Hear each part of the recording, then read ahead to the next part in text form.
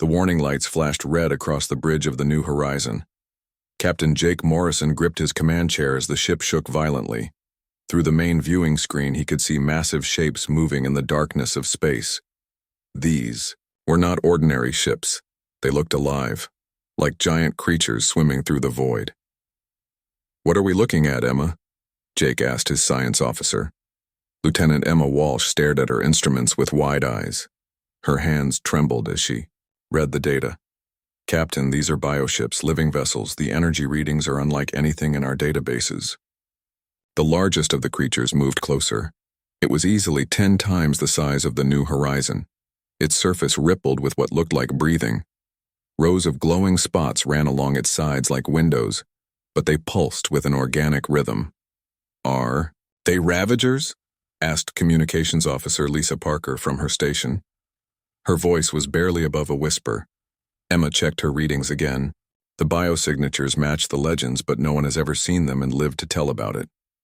The Ravagers were the nightmare species of the galaxy. Every civilization knew the stories. They traveled in living ships and consumed entire worlds. No one had ever successfully negotiated with them. No one had ever escaped once they were spotted. "Incoming transmission," Lisa reported. "It's not in any language we know." Before Jake could respond, the ship lurched forward. They were being pulled toward the massive bioship by some kind of tractor beam. The hull groaned under the pressure. "All hands, prepare for boarding," Jake announced over the intercom. "This is not a drill." Dr. Michael Chen rushed onto the bridge from the medical bay. "Captain, what's our situation?" "We're about to meet the most dangerous species in the galaxy," Jake replied calmly. "Make sure everyone knows to follow my lead. No sudden movements, no weapons unless I give the order." The New Horizon was drawn into what looked like a mouth on the side of the bioship. Organic walls closed around them as they entered a docking bay that felt more like the inside of a living creature. The walls pulsed with veins of light, and the air that filled their ship had a strange, sweet smell. Heavy footsteps echoed through the corridors of the New Horizon. The boarding party was coming. Jake stood in the main airlock with his senior officers. Emma stood to his right, her scientific curiosity fighting with her terror. Dr. Chen held his medical kit, ready to help anyone who got injured. Lisa clutched her translation device, hoping it might work with whatever language the Ravagers spoke. The airlock hissed open. The creature that entered was unlike anything they had imagined. It stood nearly 8 feet tall on 6 powerful legs. Its body was covered in dark chitinous armor that gleamed like polished metal. 4 arms extended from its torso, each ending in claws that could easily cut through steel. Its head was triangular, with compound eyes that seemed to see everything at once. Behind it came more creatures, each slightly different but all equally terrifying. They moved with the fluid grace of natural predators. The lead creature studied the humans for a long moment. When it spoke, its voice was like grinding stones. "I am Thane, Apex Hunter, of the Third Pack. You are in our territory. Explain why you should not be consumed." Lisa's translation device barely worked, picking up fragments of meaning from the alien speech patterns. She whispered the translation to Jake. Jake stepped forward, fighting every instinct that told him to run. "I am Captain Jake Morrison of the Human Federation ship New Horizon. We are explorers, not invaders. We came here by accident." Thane moved closer, his compound eyes fixed on Jake. "Humans, we have heard whispers of your species. Small, weak, short-lived. Why do you travel so far from your world?" "We seek to learn about other species. To understand the galaxy we share," Jake replied honestly. One of the other Ravagers made a sound that might have been laughter. "You seek knowledge before you seek safety. This is foolish." "Perhaps," Jake said, "but it is who we are." Thane tilted his head, studying Jake with new interest. "You show no fear scent. Your heart rate is elevated but controlled. This is unexpected for prey." Emma stepped forward despite her fear. "We've heard stories about your people, about your strength and your victories. We respect your power." "Respect?" Thane's voice carried surprise. "Prey does not respect the hunter." "We're not just prey," Dr. Chen said quietly. "We're healers, builders, and explorers. We create as much as we survive. Thane looked at each human in turn.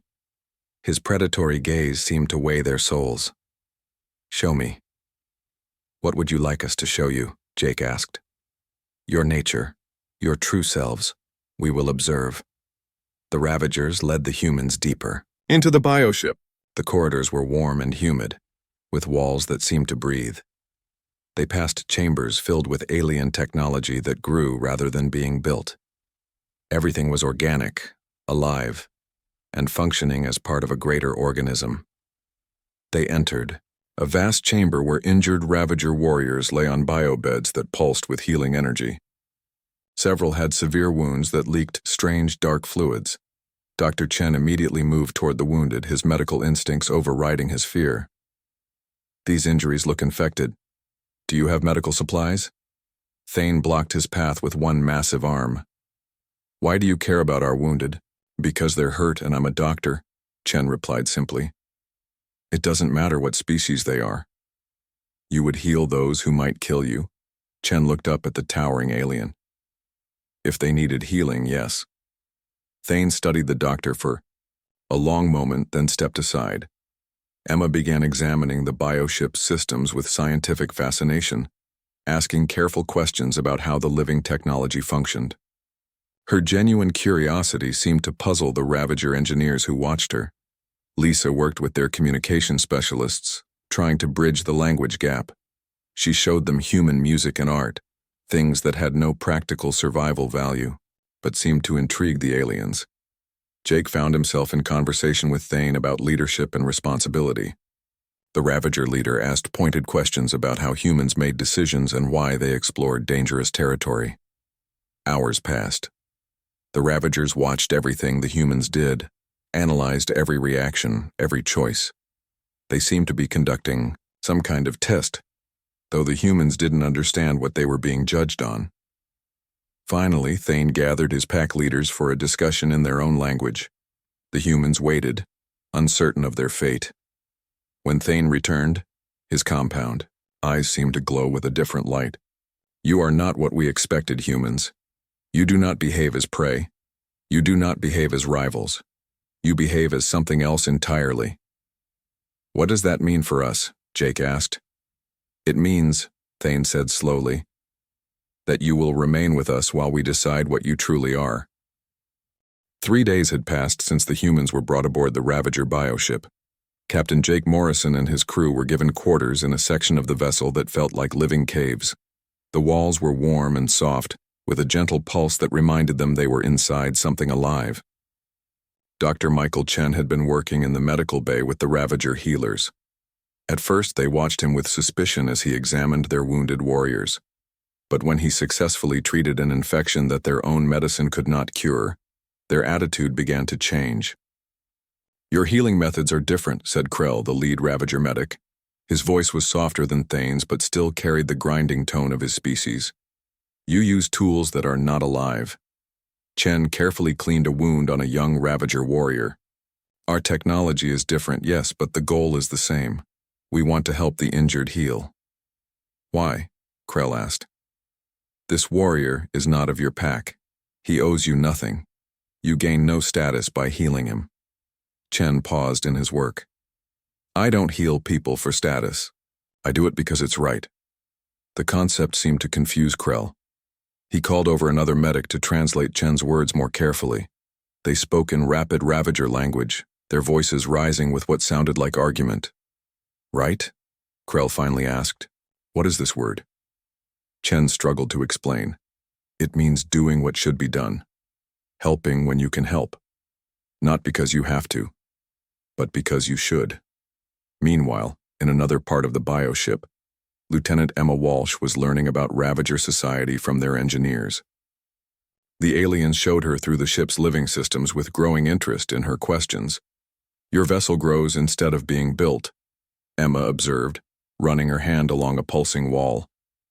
How long does it take to mature?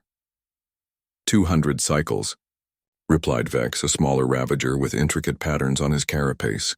Each ship is born from the Great Mother and grows according to its purpose. And the Great Mother is? The source of all Ravager life. She births our ships, our weapons, our homes. Everything serves the pack, and the pack serves her. Emma nodded thoughtfully. So your entire civilization is one large family structure. Vex clicked his mandibles in what might have been agreement. Pack is all. Pack is survival. Pack is strength. What happens to those outside the pack? They are prey, rivals, or enemies. Nothing else exists. Emma considered this carefully. Where do humans fit in this system? Vex was quiet for a long moment. We do not know. This is why Thane observes you. In the communications center, Lisa Parker was making breakthrough progress with the Ravager language experts. She had set up her translation computers alongside their bio-organic communication systems. Your speech patterns are complex, said Zara, a Ravager specialist whose job was understanding other species. You use sounds that have no survival purpose. Lisa smiled. You mean like poetry and songs? Yes. Why do humans make sounds that do not convey hunting information or pack status? Lisa thought about how to explain art to a species that only understood survival. We make these sounds because they make us feel good. They help us remember important things. They bring our pack closer together. Feelings, Zara repeated the word carefully. This is emotions, yes? Anger, fear, hunger. Those, but also happiness, love, hope, wonder. Zara's compound eyes seemed to brighten. Wonder. This is the feeling when you discover something new? Yes, exactly. Humans feel wonder about everything, even dangerous things, even us. Lisa nodded. We're curious. We want to understand. Even when understanding might lead to death? Especially then. Captain Morrison found himself spending more time with Thane, learning about Ravager leadership and pack structure. The massive alien had begun to ask detailed questions about human society and decision-making. Your pack leaders are chosen, not born strongest, Thane said as they walked through the ship's command center. This is inefficient. Maybe, Jake admitted. But it means our leaders must earn the trust of their people continuously. They cannot simply rule by strength alone. What if they make weak decisions? Then they are replaced. Thane stopped walking. Replaced, not killed? Usually not killed. Removed from leadership, yes, but they often continue to serve the community in other ways. A failed leader in our society dies. Weakness cannot be tolerated. Jake looked up at the towering alien. But what if someone is weak in one area but strong in another? What if a poor warrior is an excellent healer? Thane considered this. Specialization exists in packs, but leadership requires all strengths. Does it? A doctor leads differently than a warrior. A teacher leads differently than an explorer. Different situations need different kinds of strength.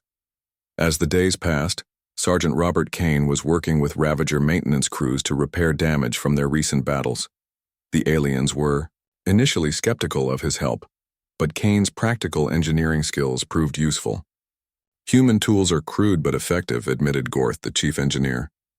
You build things that last even when broken. Kane wiped sweat from his forehead as he worked on a bioconduit. We have to. Our equipment doesn't heal itself like yours. This forces innovation. I guess it does.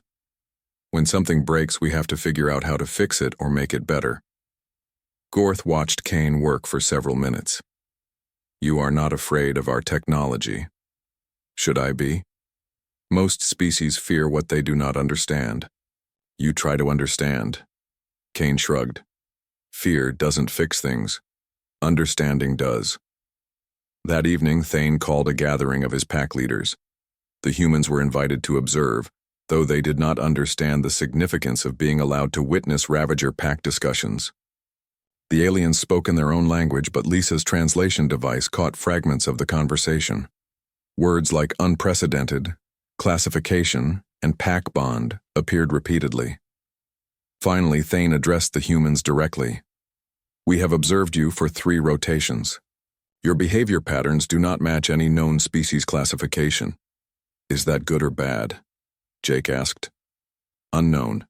You show courage without aggression. You help without seeking dominance. You learn without fear. These traits are contradictory in our understanding. Dr. Chen stepped forward.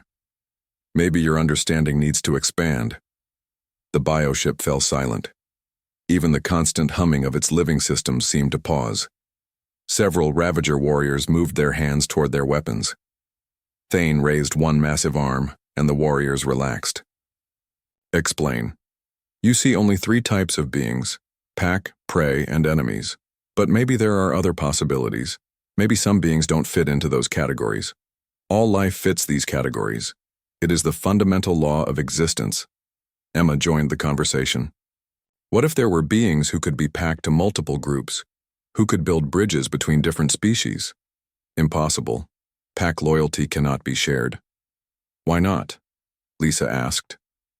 If someone helps your pack and helps another pack, and those packs become allies because of that person, isn't that stronger than just one pack alone? Thane's compound eyes seemed to dim as he processed this idea. You speak of concepts that have no basis in reality. Jake stepped forward calmly. Maybe that's because no one has tried to make them reality before. The silence stretched longer this time. Finally, Thane spoke. Tomorrow we will test these theories. You will join us in actual combat situations. We will see if your strange ideas have value when death is near. The humans exchanged glances. They had no idea what kind of test awaited them, but they knew their survival depended on proving that. Their way of thinking had worth in the Ravager worldview. The alarm sounds echoed through the bioship like the roar of a wounded animal. Captain Jake Morrison felt the vessel shudder as massive weapons fired in the distance. Through the organic walls, he could hear Thane's voice commanding his warriors. To battle stations. What's happening? Dr. Michael Chen asked as he joined Jake in the corridor. Before Jake could answer, Thane appeared with several of his pack leaders. The massive Ravager's compound eyes glowed with battle fury. The hegemony has found us, Thane announced. 12 of their warships approach our position. Today you will prove if human ideas have value in real combat. Lieutenant Emma Walsh arrived, with Lisa Parker and Sergeant Robert Kane. All the humans had been awakened by the battle alarms. The hegemony? Lisa asked, her translation device working quickly. Who are they? A military alliance that hunts our kind, Thane replied. They seek to destroy all Ravagers in this sector. They have superior numbers and firepower. Jake stepped forward. How can we help? Several Ravager warriors made sounds of disbelief. Thane silenced them with a gesture. You offer to fight alongside us, against enemies you do not know, for a pack that is not yours. Your enemies attacked first, Jake said simply. That makes them our enemies too. Thane studied Jake for a long moment. Follow me to the command center. We will see what human tactical thinking can offer.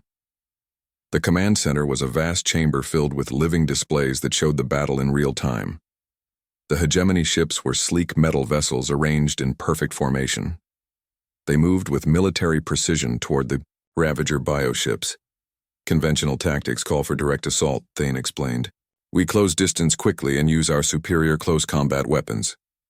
Emma examined the tactical display. Their ships are designed for long-range fighting. They want to keep you at a distance. Correct. This is why we must charge through their fire and engage them directly. Jake studied the enemy formation.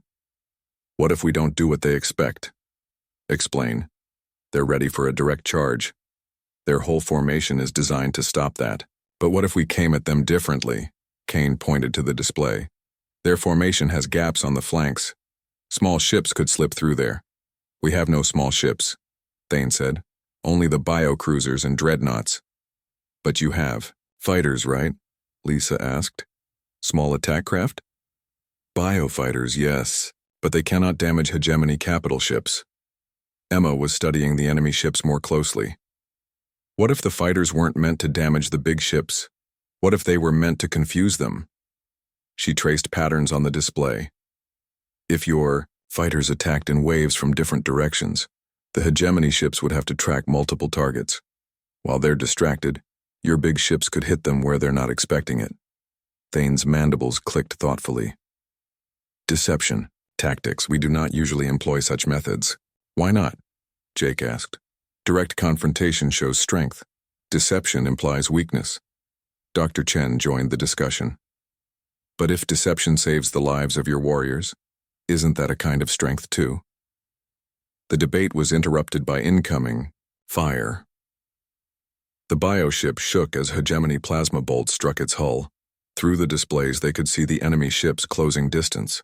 Decide quickly, Thane commanded. Do we charge or use your human tactics?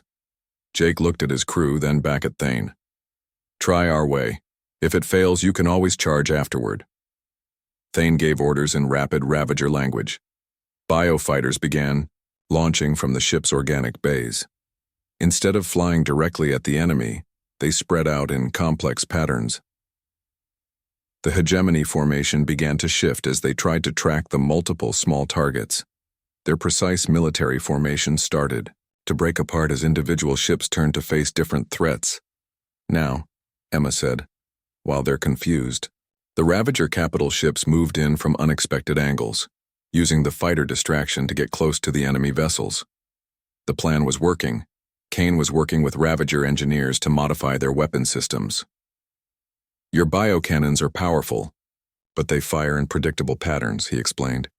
What if we change the firing sequence? The Ravager weapon master was skeptical.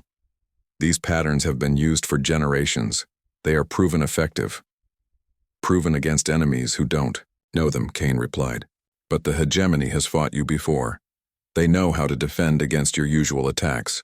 Working together, they reprogrammed the biocannons to fire in random intervals and directions. The unpredictable weapons fire caught the hegemony ships off guard. Dr. Chen had set up a medical station that treated both Ravager and captured hegemony wounded. When Thane saw human medics working on enemy soldiers, he was puzzled. Why do you heal those who tried to kill you? Thane asked. Because they're hurt and we can help them, Chen replied while bandaging a hegemony officer's wounds. Maybe when they see that we don't torture prisoners, they'll think differently about this war. The captured hegemony officer looked up at Chen with surprise. You're treating my wounds? You're no threat to anyone right now, Chen said gently.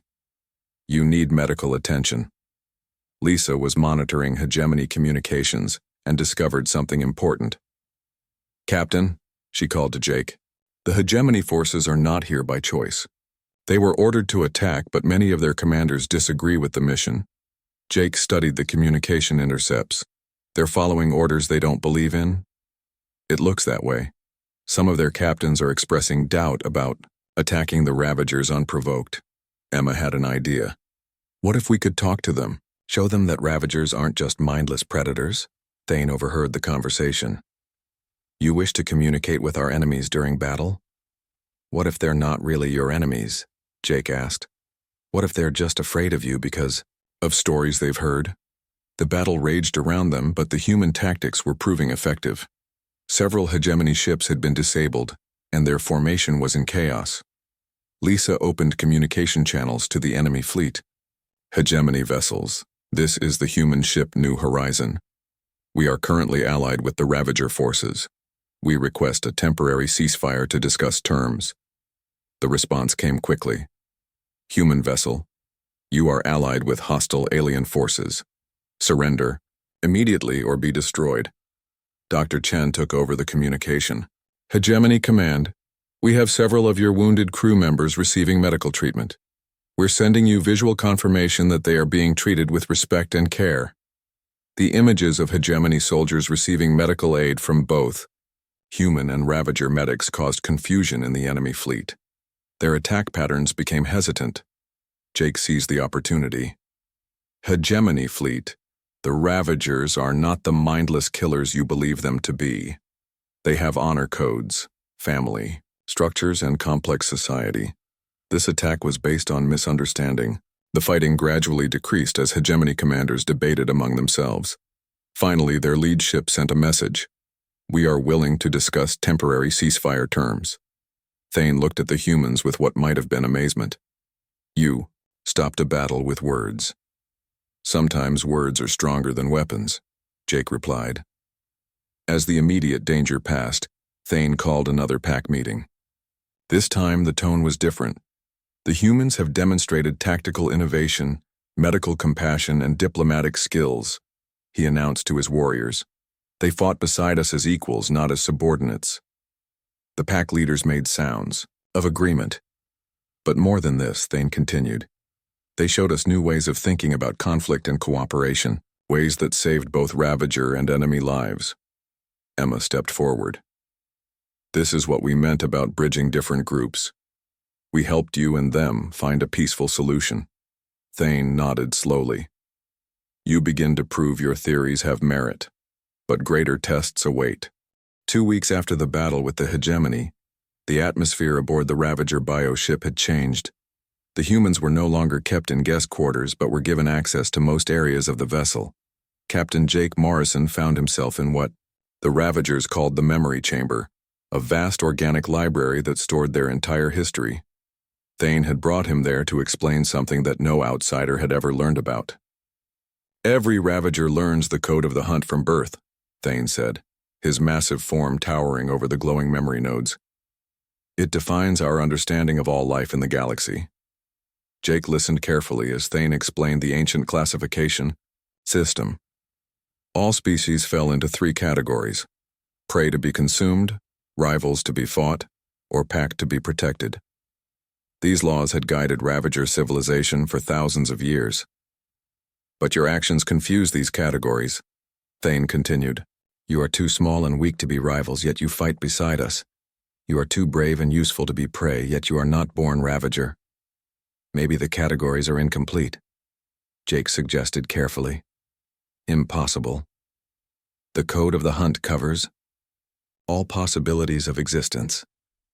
Navigator Sandra Miller was working with Ravager historians in another part of the memory chamber. She had been studying their ancient records for days, looking for any mention of species that didn't fit the traditional classifications. Here, she said, pointing to a section of biotext that glowed with age. This mentions a 4th category that was theoretical but never proven. The Ravager historian, an elderly creature named Koreth, leaned closer to examine the text. The E. Bonded, he whispered. I had forgotten these old theories existed. What does it mean? Sandra asked. Beings capable of inspiring loyalty across pack boundaries. Species that could unite different groups through their actions and character. It was considered legend because no such beings had ever been encountered. Sandra felt excitement building. What were the requirements for this classification? Koreth translated the ancient text slowly. Courage in the face of certain death. Compassion for all beings, including enemies. The ability to think beyond survival. Instincts, and most importantly, the power to make others want to be better than they are. Meanwhile, Commander Tom Bradley was training with Ravager warriors in their combat chambers. The massive aliens had initially been amused by the idea of sparring with someone so much smaller, but Tom's determination had earned their respect. Your fighting style is strange, said Grex, a veteran warrior with scars covering half his carapace. You use speed instead of strength, cleverness instead of raw power. Tom dodged another of Grex's attacks and countered with a move that would have been lethal against a human opponent. Against the armored Ravager, it barely registered. I have to, Tom replied, breathing heavily. I can't fight the way you do, but that doesn't mean I can't fight effectively. The training session drew a crowd of Ravager warriors. They had never seen combat techniques designed around disadvantage rather than strength. Tom's willingness to face opponents who could easily kill him impressed them, but his tactical innovations intrigued them more. He fights like prey but thinks like a predator, one warrior observed. No, corrected another. He fights like something entirely different. Dr. Michael Chen had been working closely with Ravager bioengineers to develop new medical techniques that combined human and alien knowledge. Their collaboration had produced treatments that were more effective than either species could achieve alone. Your understanding of biological systems is intuitive, Chen told Vex, his Ravager partner. You see the body as a complete organism, not just separate parts. And your approach is systematic, Vex replied.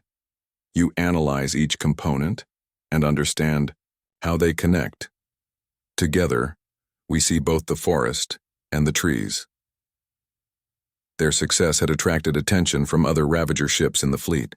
Medical teams from 3 different vessels had come to observe their methods.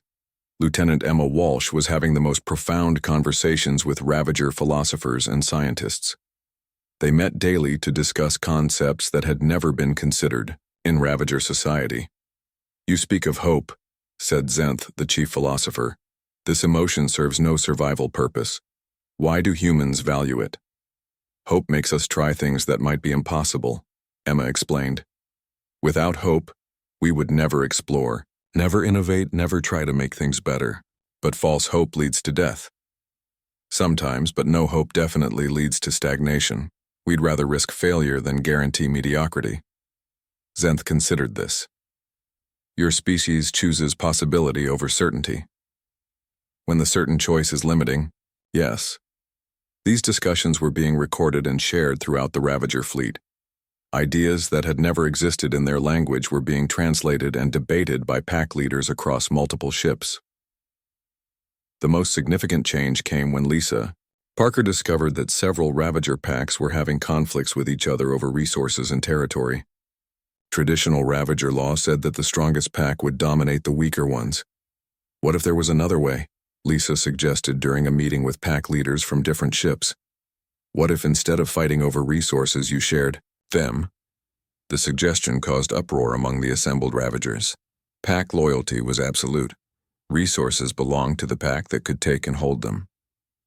Jake stepped into the discussion. "Lisa's right. When humans face resource shortages, we work together to find solutions. Multiple groups can accomplish more than one group alone.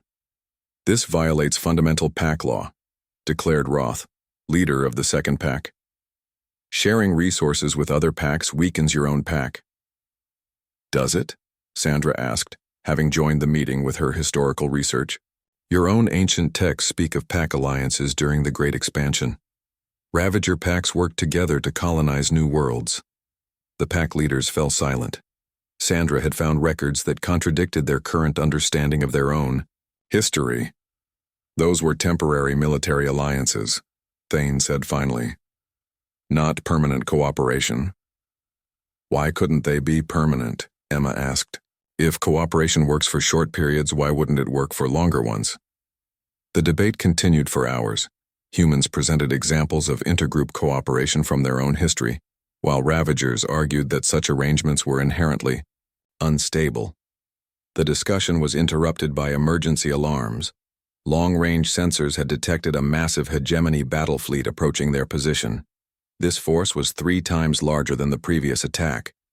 "They seek revenge for their earlier defeat," Thane announced grimly. "This time they bring enough firepower to destroy our entire fleet." The Ravager pack leaders immediately began arguing about tactics. Each pack wanted to lead the defense, but they couldn't agree on a unified strategy. "This is why packs don't cooperate," Roth declared. "In crisis, each pack thinks only of itself." Jake looked at the tactical displays showing the approaching enemy fleet. "What if that's exactly why you're going to lose this battle?" "Explain."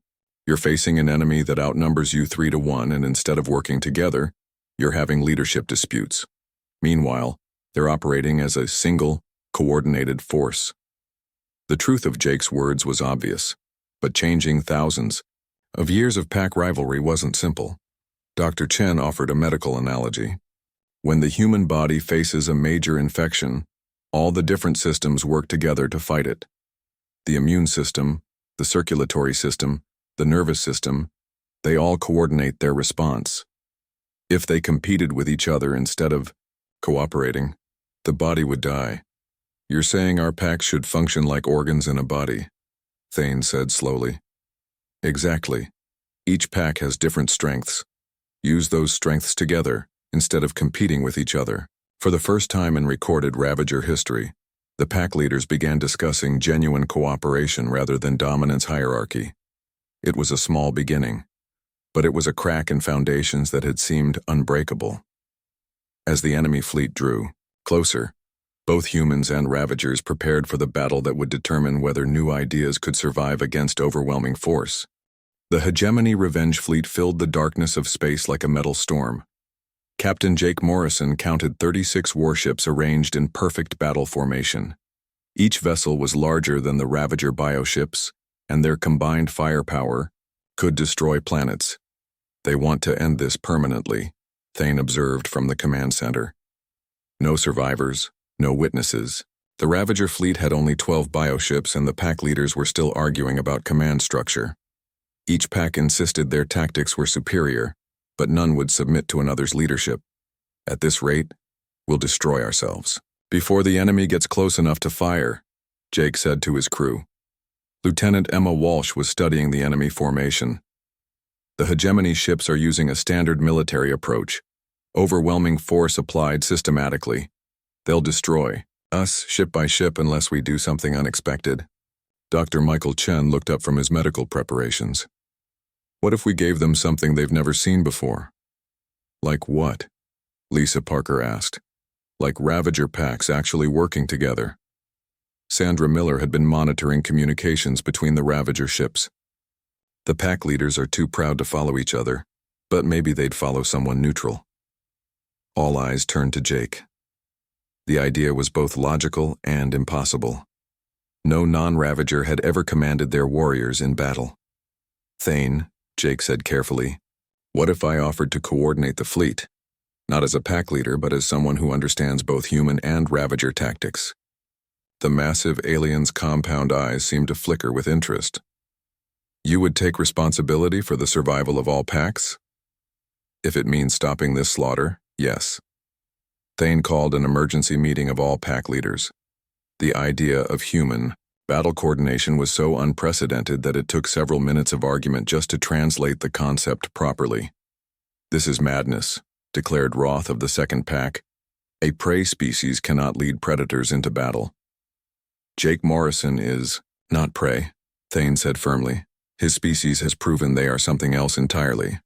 "Then what are they?" demanded Crix of the fourth pack. The question hung in the bioship's organic air like a challenge to everything the Ravagers believed. Emma stepped forward. "We're your partners. Not your subjects, not your equals in physical strength, but your partners in survival and growth." The pack leaders exchanged glances that seemed to carry entire conversations. Finally, Vorth of the fifth pack spoke. "If the human fails, we die as fools. If he succeeds, we must reconsider everything we believe about the galaxy." "Those are the only options," Jake agreed, "but doing nothing guarantees we die as fools anyway." The vote was close, but it passed. For the first time in their species' history, Ravagers would follow a non-Ravager into battle. Jake took position at the fleet command station, with Ravager tacticians from all packs working as his advisors. The approaching Hegemony fleet began long-range bombardment. "Their plan is simple," Jake explained to the combined fleet. "Maintain distance and destroy us with superior firepower, so we need to make distance irrelevant." Sergeant Robert Kane was working with engineers from multiple ships to coordinate their biotechnology. "If we link the ship's defensive systems, we can create overlapping shields that are stronger than the sum of their parts." The concept required trust between packs that had never cooperated before. Ship systems would be vulnerable to each other, requiring absolute faith in former rivals. "Do it," Thane commanded. "Link all ships to the network." The bioships began extending organic connections between themselves, creating a living web of shared defenses and communications. The Hegemony bombardment struck the linked shields and was dispersed harmlessly. Commander Tom Bradley was coordinating fighter squadrons from all packs. Instead of each pack's fighters operating independently, they flew in mixed formations that combined different tactics and skills. "Second pack fighters are fast but fragile," he explained over the fleet communications. "Fourth pack fighters are slow but heavily armored. Mix them together, and the fast ones can scout while the armored ones protect." The hybrid fighter squadrons began harassing the Hegemony fleet in ways that confused their targeting systems. They had prepared for Ravager tactics, not human Ravager innovations. Dr. Chen had established medical stations on every ship that treated wounded from any pack equally. Injured warriors were taken to whichever medical bay was closest. regardless of pack loyalty. A wounded third-pack warrior was treated by second-pack medics, reported one of his assistants. Both sides acted like it was normal. For the first time, Ravagers were thinking beyond pack boundaries. The battle intensified as the hegemony fleet closed distance. Their superior numbers began to tell, and several bioships took severe damage. The human-coordinated defense was working better than expected, but it might not be enough. "We need to change the nature of this fight," Jake announced to the fleet. "Instead of defending, we attack." "Impossible," came replies from multiple pack leaders. "They have superior firepower and numbers." "They have superior firepower," Jake agreed. "But do they have superior motivation?" Lisa had been monitoring hegemony, communications throughout the battle. Jake's right. Their fleet commanders are arguing among themselves. Some want to withdraw, others want to use heavier weapons. They're not unified. Emma had an idea. "What if we reminded them why they're really here?" "What do you mean?" "The hegemony attacked because they think Ravagers are mindless killers. But we've shown that's not true. What if we could prove it to them?" Dr. Chen looked up from treating a wounded Ravager warrior. "We still have those hegemony prisoners from the first battle. They've seen how we treat captives. And they've been able to communicate with their fleet," Lisa added. "Some of their ships are already having doubts." Jake made a decision that would have been impossible for a traditional Ravager commander. Open communications to the entire hegemony fleet. All channels. "Jake," Emma said quietly, "if this doesn't work, we're about to give them perfect targeting. Information for their weapons." "I know. The communication opened to all hegemony vessels simultaneously." Jake's voice carried across space to thousands of enemy soldiers. "Hegemony fleet, this is Captain Morrison of the human vessel New Horizon. You came here to destroy what you believe are mindless predators. I want you to see who you're really fighting." The tactical display shifted to show the interior of the Ravager ships.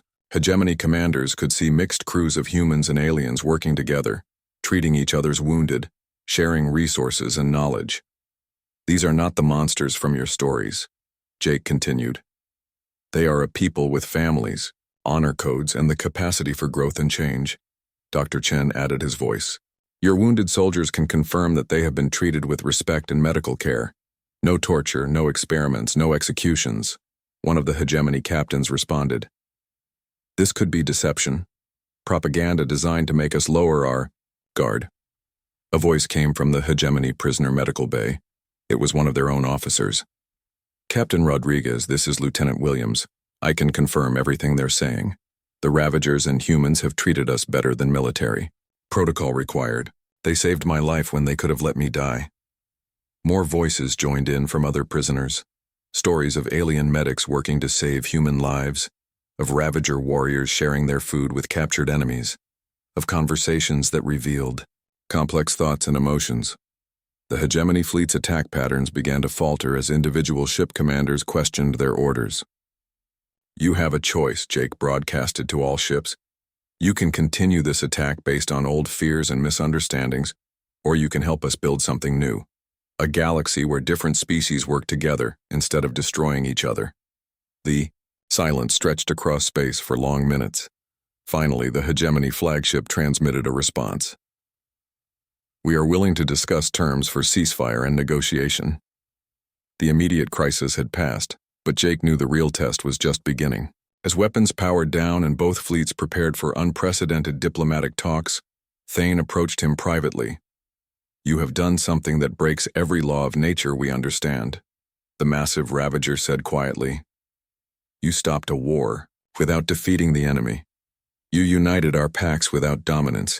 You inspired loyalty across species barriers." "We all did it together," Jake replied.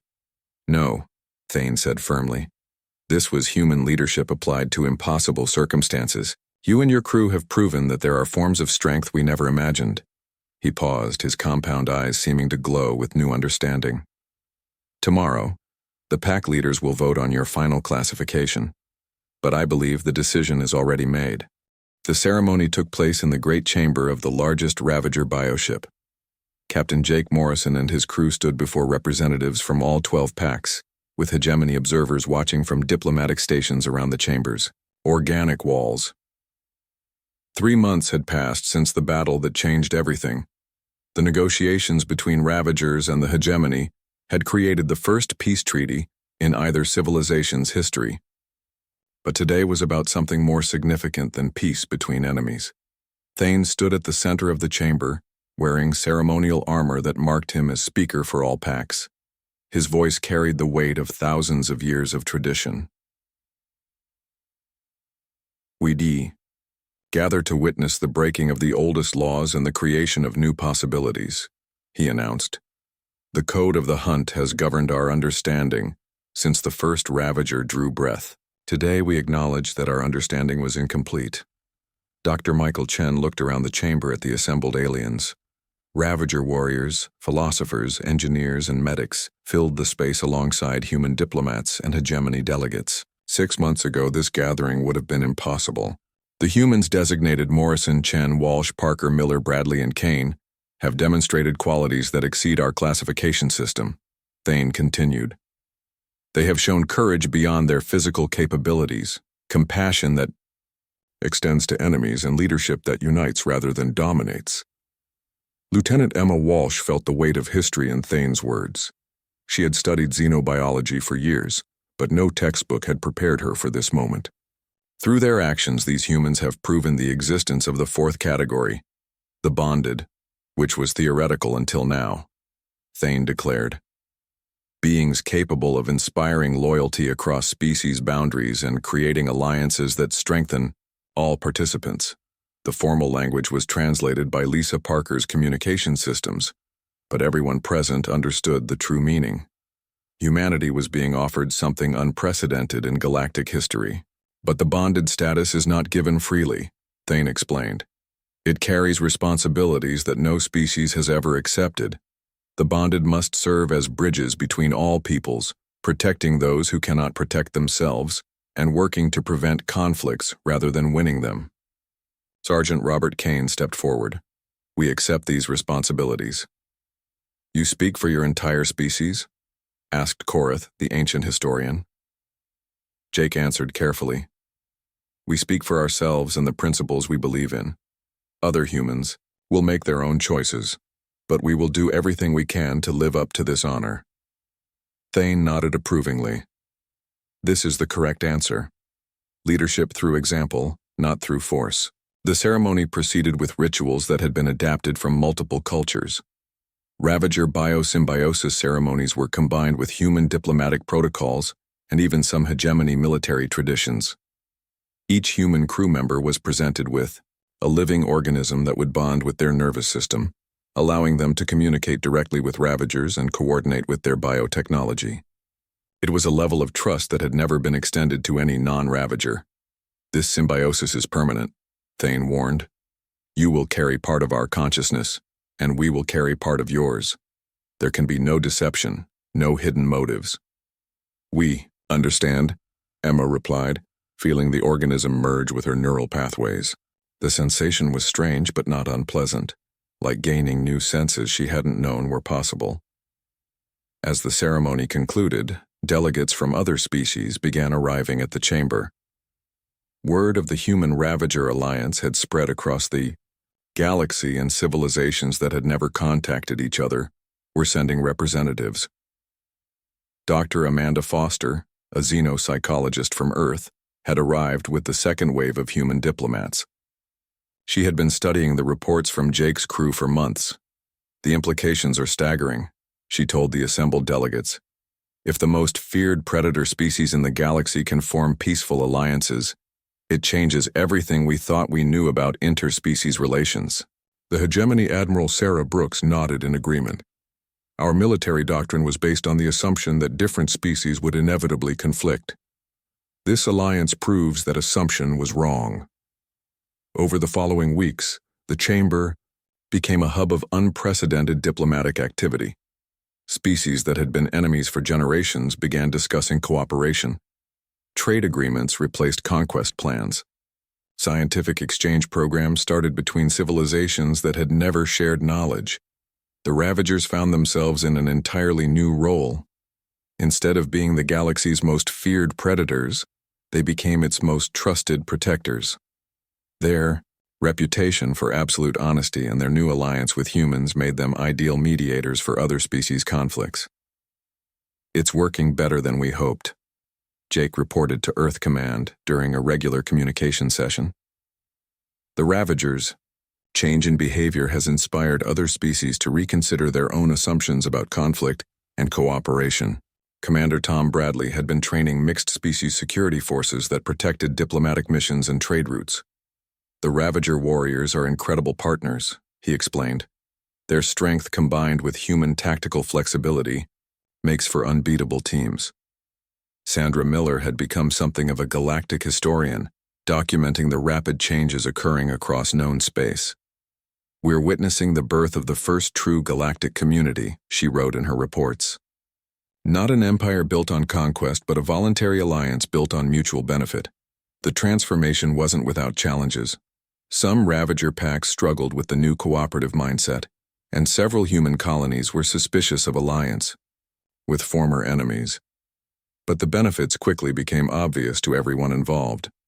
Trade flourished between species that had never trusted each other.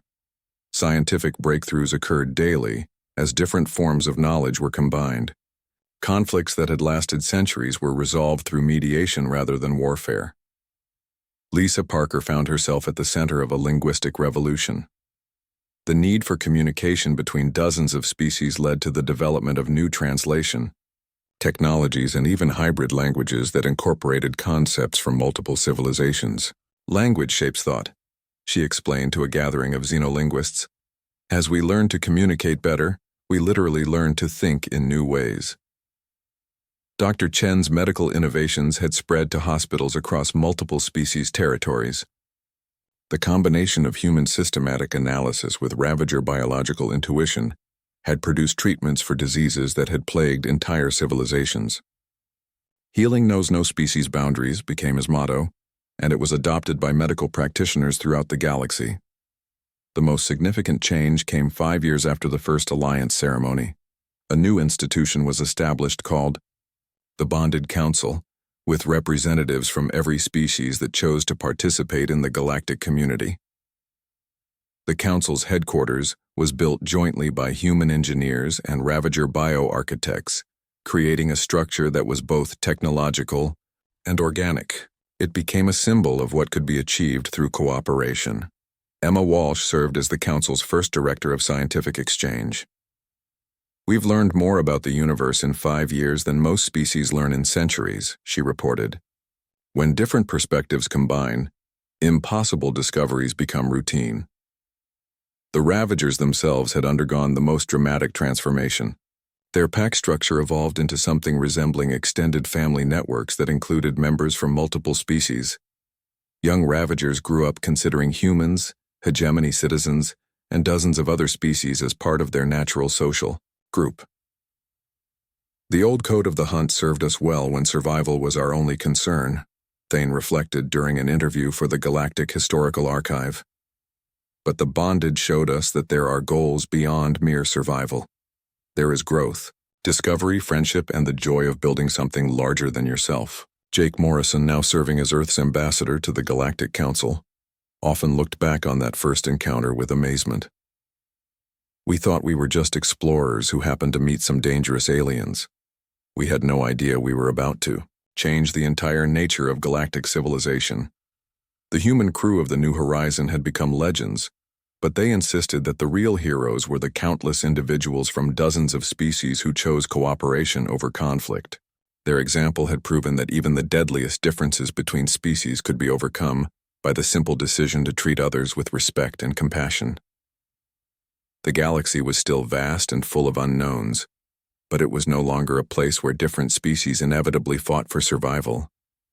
It had become a community where diversity was celebrated as strength, where former enemies worked together to solve common problems, and where the simple human concepts of friendship and loyalty had inspired allegiance among the deadliest lifeforms in known space. As new species were contacted and invited to join the growing community, the principles established by that first human Ravager alliance continued to guide interactions. The code of the hunt had been replaced by something unprecedented.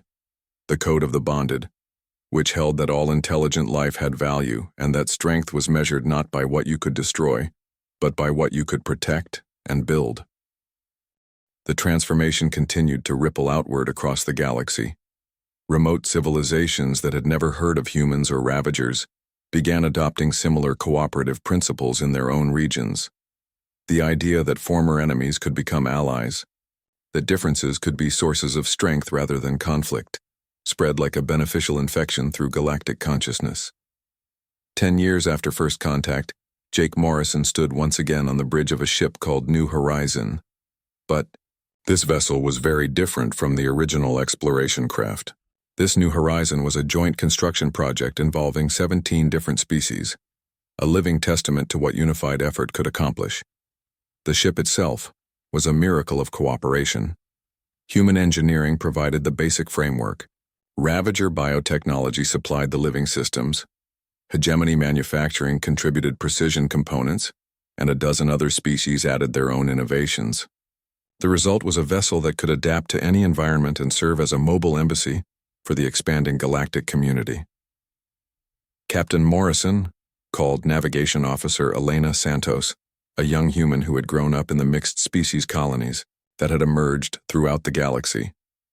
We're approaching the Outer Rim territories. 3 new species have requested contact. Jake smiled as he looked around the bridge. His crew included humans, ravagers, former hegemony officers, and representatives from 8 other species. They worked together with an efficiency that would have seemed impossible a decade earlier.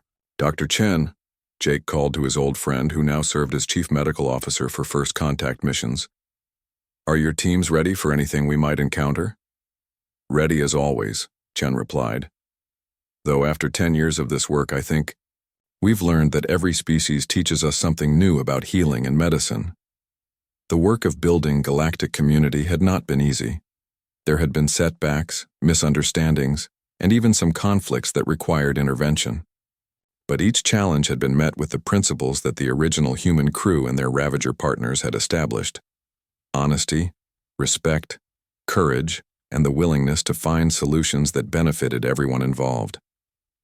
Emma Walsh, now the galaxy's leading expert on interspecies cooperation, had documented over 300 successful first contact missions using the protocols developed from that original encounter with Thane. Her research had become the standard textbook for diplomatic missions throughout known space. The key, she often told new diplomats, is to remember that every species has something valuable to offer and something important to protect. Our job is to help them share their gifts while keeping their essential nature intact. The Ravagers had become the most respected peacekeepers in the galaxy. Their absolute honesty and formidable presence made them ideal for resolving conflicts between other species. But they had also retained their warrior culture, now channeled toward protecting those who could not protect themselves. Young Ravagers competed not to see who could conquer the most territories, but who could save the most lives and broker the most successful peace agreements. Thane, now an elder statesman of the galactic community, often said that this transformation had made his people stronger than they had ever been as pure predators. A warrior who fights only for conquest eventually runs out of enemies, he would explain. A warrior who fights to protect others never lacks for purpose. The human colonies throughout the galaxy had become centers of learning and cultural exchange. Human universities attracted students from dozens of species who came to study the principles of cooperation and bridge building that had transformed galactic civilization. But perhaps the most remarkable development was the emergence of hybrid communities where multiple species lived together as neighbors and friends. Children grew up speaking multiple languages, understanding different cultural perspectives, and thinking of diversity as the natural state of intelligent life. Dr. Patricia Wells, who had pioneered interspecies medicine, often visited these communities to study how different species adapted to living together. We're not just creating political alliances, she observed. We're creating a new form of civilization that incorporates the best aspects of every culture. The bonded status had been extended to several other species over the years, always with the same requirements: the ability to inspire loyalty across species boundaries, the courage to face danger for others' benefit, and the wisdom to seek solutions that strengthened everyone involved. Each new addition to the bonded community brought fresh perspectives and capabilities that enhanced the growing galactic civilization. The rigid categories of predator, prey, and rival had been replaced by a fluid understanding that every being had the potential to contribute something valuable to the greater community. As the New Horizon approached its next first contact mission, Jake reflected on the incredible journey that had brought them to this point. That original exploration mission had been intended to catalog new worlds and species for human knowledge. None of them had imagined they would help create a galactic community based on cooperation and mutual respect. "Captain," Lisa Parker called, from the communication station. "We're receiving signals from the new species. Initial translation suggests they're curious about our intentions but not immediately hostile." "Standard first contact protocols," Jake ordered. "Let them know we come in peace and friendship, and that we're here to learn from them as much as to share with them." The principles that had guided that first encounter with the Ravagers continued to serve them well. Approach with respect, offer help without demanding submission, and always remember that every species had the right to choose its own path. The galaxy had become a very different place from the one Jake Morrison had first set out to explore.